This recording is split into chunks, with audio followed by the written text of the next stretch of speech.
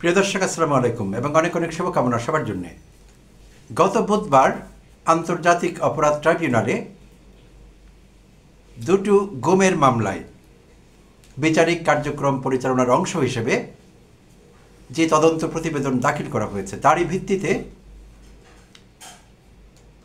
সেনাবাহিনীর 28 জন কর্মকর্তার বিরুদ্ধে গ্রেপ্তারি পরোয়ানা জারি হয়। তো সর্বসাকুল্যে 28 জন কর্মকর্তার বিরুদ্ধে গ্রেপ্তারি পরোয়ানা জারি হয়, এর মধ্যে 23 জন সেনাবাহিনীর কর্মকর্তা। আর সেই থেকে বুধবারের পর থেকে দুদিন হয়ে গিয়েছে, সব মহলে নানা রকম জল্পনা চলছে।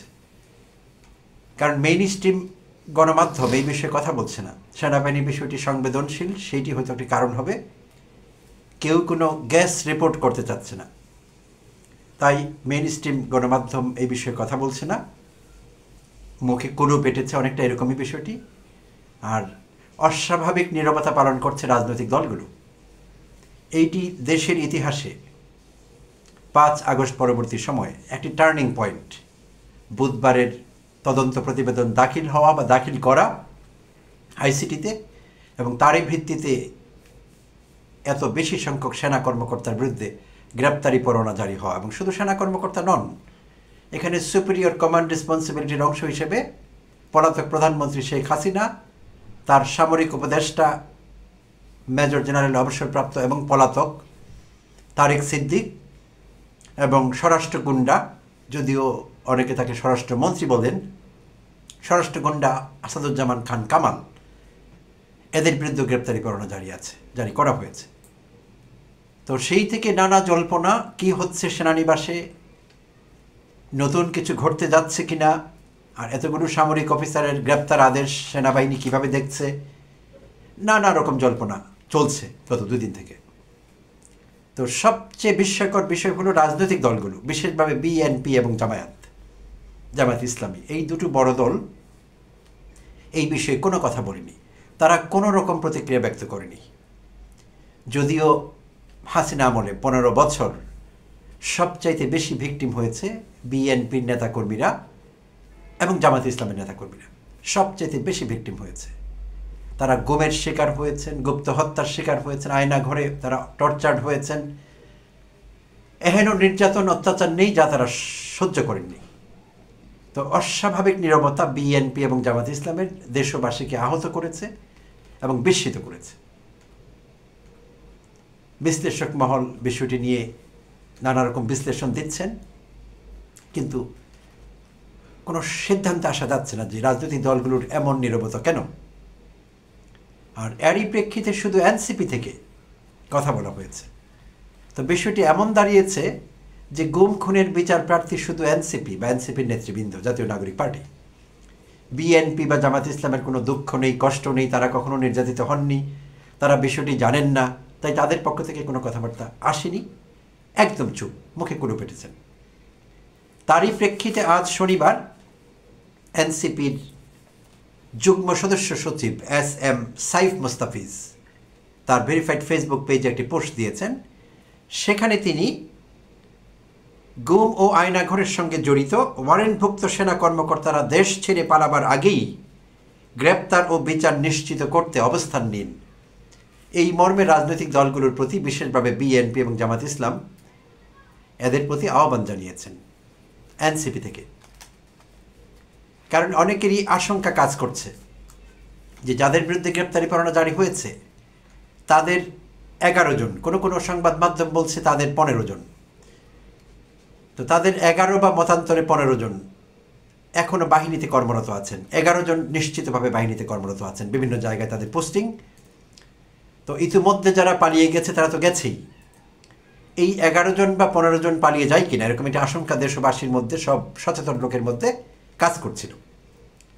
তো সেই জন্যে আমি ধারণা করছি যে সাইফ এনসিপি থেকে এই বক্তব্য দিয়েছেন, সতর্কবাণী উচ্চারণ করেছেন যে সব রাজনৈতিক দলকে, রাজনৈতিক নেতৃবৃন্দকে, দেশবাসীকে একত্র হয়ে দাঁড়াতে হবে, এরা যাতে পালিয়ে যেতে না পারে, কোনো অবস্থায় এদেরকে পালিয়ে যেতে দেওয়া হবে না। তো এই ছিল তার পোস্টের উদ্দেশ্য। তো এরপর বিএনপি বা জামায়াত ইসলামের নেতৃবৃন্দের মধ্যে কোনো ভাবান্তর হয়েছে কিনা আমি এখনও পর্যন্ত তেমন দৃশ্যমান হয়নি কোনো কিছু, আমার কাছে অন্তত।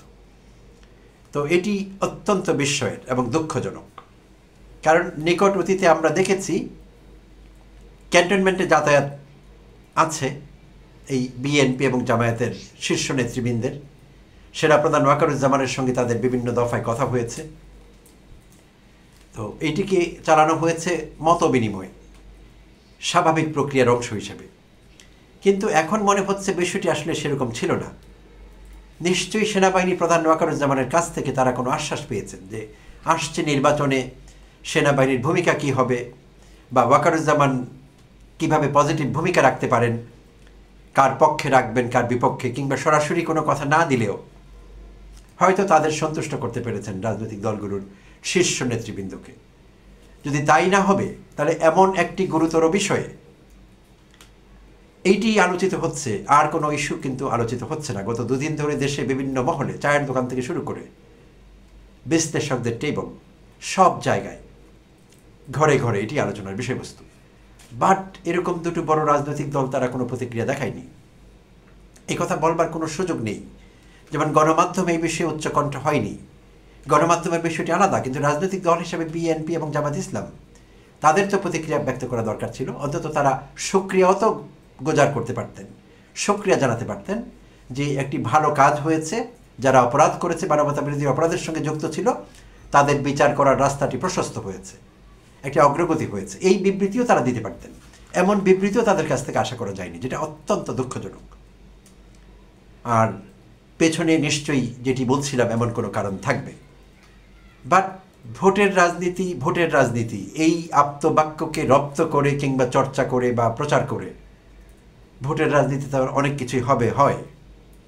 এই ভাইটাল ইস্যুগুলোতে বিএনপি এবং জামায়াতের মতো বড় দলগুলো বা তার এই দলগুলোর নেতৃবৃন্দ যদি এই গুম খুনের বিচারে কোনো রকম ছাড় দেন বা দেওয়ার চেষ্টা করেন, দেশবাসী সেটি মেনে নিবে না।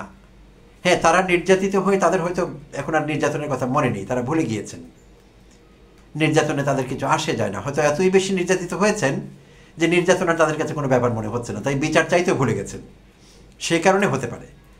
কিন্তু আমরা যারা নির্যাতিত হইনি সরাসরি, কিন্তু নির্যাতিতদের পক্ষে দাঁড়িয়েছি, তাদের পক্ষে কথা বলেছি, কথা বলতে চাই, এবং তারা জাস্টিস পান, ন্যায় বিচার পান, সেটি চাই। আমরা কিন্তু বিষয়টিকে ছাড় দিচ্ছি না, ছেড়ে দিব না। তাই রাজনৈতিক দলগুলোকে নতুন করে চিন্তা করতে হবে, তাদেরকে এই বিষয়ে সুস্পষ্ট অবস্থান নিতে হবে। তাদের এই নীরবতা বিশাল প্রশ্নবোধক চিহ্নের সামনে দাঁড় করিয়ে দিয়েছে পুরো দেশবাসীকে। এইটি সহ্য করার মতো না, এবং এটি ক্ষমার অযোগ্য আমি মনে করি। এরকম ভূমিকা রাখা কোনো অবস্থায় এটি ঠিক হয়নি।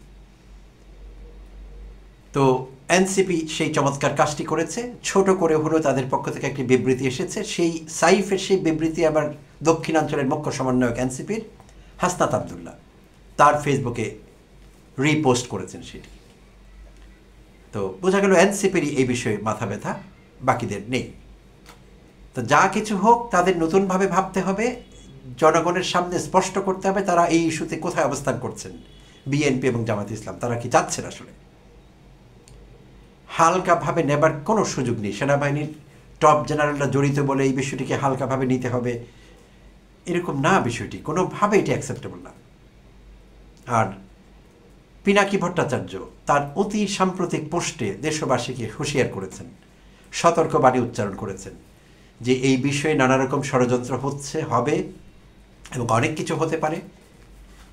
বাংলাদেশের নাগরিকদের তিনি সতর্ক করেছেন, সবাইকে সতর্ক থাকতে বলেছেন যে কোনো অবস্থায় এই মানবতা বিরোধী অপরাধীদের মাপ করা যাবে না, তাদেরকে ছাড় দেওয়া যাবে না, তারা যাতে পালিয়ে যাবার চেষ্টা না করতে পারেন, এবং ক্যান্টনমেন্টে দেশবিরোধী জনবিরোধী কোনো সিদ্ধান্ত কোনো দিক থেকে আসতে না পারে, এবং আসলে সবাই সম্মিলিতভাবে সেটিকে নস্যাৎ করবার চেষ্টা করা হয়।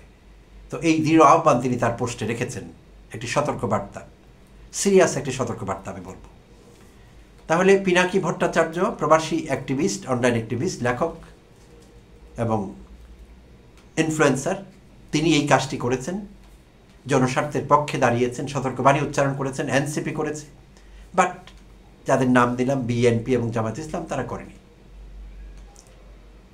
তো যা কিছুই হোক, আমরা চোখ কান খোলা রাখতে হবে আমাদের, এটি সত্যি কথা। এবং কোনো অবস্থায় যারা ইতিমধ্যে পালিয়ে গিয়েছে, পালিয়ে যেতে দেয়া হয়েছে, আসলে এমনও হয়েছে যে পত্রিকায় নাম এসেছে, মিডিয়ায় আলোচনা হয়েছে, কোন কোন অফিসার কোন কোন জায়গায় এখনও পোস্টেড আছেন, পালাবার আগের কথা বলছি। তারপরেও কিন্তু চটজলদি তাদেরকে পালিয়ে যাবার সুযোগ দেওয়া হয়েছে। কারা পালিয়ে যাবার সুযোগ দিয়েছে সেই বিষয়টিও কিন্তু আলোচনায় আসবে। এবং আন্তর্জাতিক অপরাধ ট্রাইব্যুনাল বা আইসিটির কাছে আমরা উদাত্ত আহ্বান জানাবো। আইসিটি দরকার মনে করলে সেনাপ্রধানকেও সামন করতে পারেন, তারা তাকে ডাকাতে পারেন, কারণ এখানেও সুপিরিয়র কমান্ড রেসপন্সিবিলিটি তার উপর যায় সেনাপ্রধান হিসেবে। ক্যান্টনমেন্ট থেকে কোনো বিতর্কিত কর্মকর্তা যার নাম গুম খুনের সঙ্গে জড়িত, যিনি মানবতা বিরোধী অপরাধ করেছেন বলে সাব্যস্ত হয়েছে, আলোচনা আছে, তারা কি করে এক এক করে পালিয়ে যেতে পারলেন, এখানে সেনাপ্রধান দায় এড়াতে পারেন কিনা? সেনাপ্রধানকেও জিজ্ঞাসাবাদের আওতায় আনতে হবে এবং আইসিটি সেই অধিকার সংরক্ষণ করে, এটি করতেই হবে এবং অবিলম্বে করতে হবে। এই বিষয়ে বিলম্ব করবার কোনো সুযোগ নেই। আইনের ঊর্ধ্বে কেউ থাকতে পারবে না। কি সেনাবাহিনী প্রধান, কি প্রধান বিচারপতি, আইনের ঊর্ধ্বে কেউ না। কি রাষ্ট্রপতি, কি প্রধানমন্ত্রী, কি মন্ত্রী, কি উপদেষ্টা, কেউ আইনের ঊর্ধ্বে থাকতে পারবে না। আর বিশেষভাবে মানবতা বিরোধী অপরাধের সঙ্গে যাদের নাম যুক্ত হয়েছে তাদেরকে কোনো রকম দায় মুক্তি দেয়া প্রশ্নই ওঠে না, অবান্তর, এবং চিন্তা করাটা অবান্তর হবে। আর বিশেষভাবে আমরা গুম খুনের যেসব কাহিনী উঠে আসছে প্রতিনিয়ত, অতি সম্প্রতি 1 ঘন্টার যে ডকুমেন্টারি আমরা দেখছি, সেই ডকুমেন্টারিটি আসলে দেখা যায় না। গুম খুনের সেই চিত্র 1 ঘন্টায় ফুটিয়ে তোলা হয়েছে। আইসিটির কাছে এটি জমা আছে। আইসিটির বিচারকদের যে প্যানেল আছে 3 সদস্যের, বিচারপতি গোলাম মর্তুজার সভাপতিত্বে যে আইসিটি প্যানেলটি কাজ করছে ট্রাইব্যুনাল 1-এ, তারা সেটি দেখেছেন এবং এটি ইউটিউবে এখন পাওয়া যাচ্ছে। 1 ঘন্টার যে ডকুমেন্টারি, এইটি সবাই দেখতে পারবে না। এতটাই নৃশংস এই হাসিনার আমলে, এই 15 বছরে এতটা অত্যাচার, এতটা নিপীড়ন, গুমের শিকার এই দেশের নাগরিকদের উপর করা হয়েছে, এত অত্যাচার, এটি কোনো সুস্থ মানুষ দেখতে পারে না, আর দেখলে সহ্য করতে পারে না। তো এই অপরাধগুলো যারা করেছে তাদেরকে কোনোভাবে ছাড় দেওয়া যাবে না, কোনো অছিলাই না, কোনো ব্যবস্থাই নেই দেওয়ার। তাই দেশবাসীকে এই বিষয়ে সতর্ক থাকতে হবে এবং আইসিটি যাকে যাকে গুরুত্বপূর্ণ মনে করবে তদন্তের স্বার্থে, এবং আমরা বিশ্বাস করি আইসিটি ইতিপূর্বে সেই সাহস প্রদর্শন করেছে এবং আইসিটি বা আন্তর্জাতিক অপরাধ ট্রাইব্যুনালকে অনেকেই প্রশংসা করছেন। হিউম্যান রাইটস ওয়াচ, নিয়োগ ভিত্তিক যে মানবাধিকার সংগঠনটি, তারা এটিকে একটি স্টেপ ফরওয়ার্ড বলেছে। এটি বিচারের পথে এক ধাপ অগ্রগতি। তো এটি একটি চমৎকার সহযোগিতা তারা করেছে বলবো। হিউম্যান রাইটস ওয়াচও কিন্তু আগে তদন্ত প্রতিবেদন প্রকাশ করেছিল হাসিনার গুম খুনের ব্যাপারে, তখন আওয়ামী লীগের পক্ষ থেকে সেটি অস্বীকার করা হয়েছিল এবং রিপোর্টের অনেকখানি, তাদের রিপোর্ট এবং এই আইসিটি যে রিপোর্ট জমা হয়েছে তদন্ত প্রতিবেদন, অনেকখানি মিলে যাচ্ছে, নামগুলো মিলে গেছে। যারা কুশীলব ছিলেন নির্যাতনের, হত্যার, গুপ্ত হত্যার, গুম খুন, আয়নাঘরের, তাদের নামের সঙ্গে সে অপরাধীদের লিস্টটি অনেকটাই মিলে গিয়েছে। So rightly human rights watch এখানে ফিডব্যাক দিয়েছে, তারা প্রশংসা করেছে। তো এইটি বলবো আমরা। আর আমরা অপেক্ষা করছি আরও অগ্রগতি দেখবার জন্য, এই লাইনে কি অগ্রগতি হয় এবং সেনাপ্রধান এখন কোন ভূমিকা পালন করেন এবং টপ জেনারেলরা যারা বিতর্কের ঊর্ধ্বে, যাদের বিরুদ্ধে অভিযোগ নেই কিন্তু তারা কি ভূমিকা রাখতে চাচ্ছেন, মানবতা বিরোধী অপরাধের বিচারটি তারা চাচ্ছেন কিনা আন্তরিকভাবে, চাইলে তাদের এখানে ভূমিকা কি সুস্পষ্ট করতে হবে। এখানে রাগ ঢাকের কোনো বিষয় নেই, কাউকে বাঁচাবার কোনো বিষয় নেই। আমার সেনাবাহিনীর ভাইয়েরা প্রিজন ভ্যানে করে কোর্টে যাবেন, তাদের কোমরে দড়ি লাগবে, হাতে হাত করা লাগবে, আপনি আরেক অফিসার ভাইয়ের এই কষ্ট, এই নির্যাতনে অপমান কিভাবে দেখবেন? এইসব প্রশ্ন অবান্তর, এইসব প্রশ্ন আর চলবে না। এগুলোকে একেবারে সমাধিস্থ করতে হবে। দাবি একটি হবে, বিচার, ন্যায় বিচার, জাস্টিস। যারা ভিকটিম হয়েছেন বছর পর বছর, গুম খুনের শিকার হয়েছেন, তাদের জাস্টিস পেতে হবে। That is the only point, আর কোনো পয়েন্ট নেই। এবং তাদেরকে জাস্টিস দিতে গিয়ে যাকে যাতে আইনের আওতায় আনা দরকার, যাকে যাকে ইন্টারোগেট করা দরকার, যার বিরুদ্ধে সমন জারি করা দরকার, আইসিটি সেটি করবে বলে আমরা বিশ্বাস করি। Excuse me. প্রিয় দর্শক, ভালো থাকবেন, আবার কথা হবে।